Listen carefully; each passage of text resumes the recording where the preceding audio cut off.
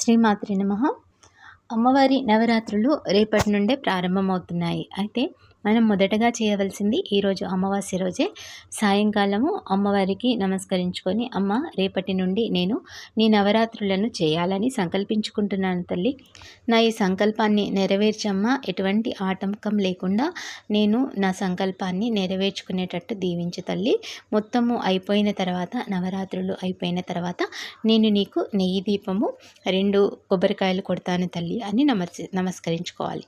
ఆ తర్వాత మనము రేపు తెల్లవారుజామునే నిద్రలేచి, అంటే బ్రహ్మముహూర్తంలోనే నిద్రలేచి ఇంట్లో పాచి పనులు అన్నీ చేసుకున్న తర్వాత మనం కూడా మంచిగా శుభ్రంగా మనము తలారా మంగళ స్నానం చేసి, ఆ తర్వాత శుభ్రమైన వస్త్రాలను ధరించి అమ్మవారి ముందు కూర్చొని మళ్ళీ మనము ఈరోజు నుండి నేను నవరాత్రులను మొదలు పెట్టుకుంటున్నానమ్మా అని నమస్కరించుకోవాలి.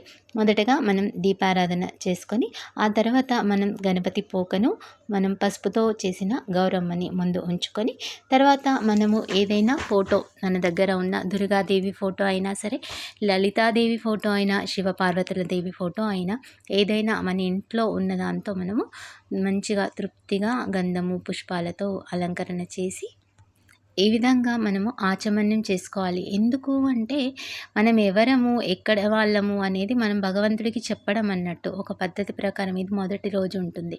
అయిన తర్వాత ఇట్లా మనం ఆచమన్యం చేసుకున్న తర్వాత కేశవాయ స్వాహ, నారాయణ స్వాహ, మాధవాయ స్వాహ అని మళ్ళీ కన్నులను తుడుచుకొని, ఇట్లా మళ్ళీ చేతులను తుడుచుకొని పూజ మొదలు పెట్టుకోవాలి.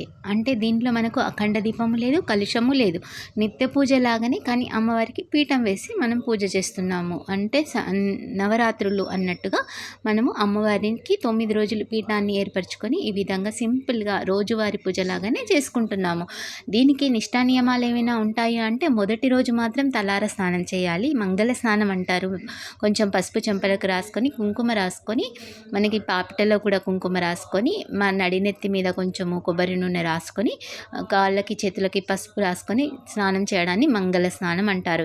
ఈ మంగళ స్నానం మనము రేపు అంటే మొదటి రోజు చేయాలి. మిగతా 10 రోజులు మంగళ స్నానాలు చేయకూడదు. మామూలు స్నానాలు, షోల్డర్ బాత్ చేయొచ్చు, కానీ తల స్నానాలు చేయకూడదు.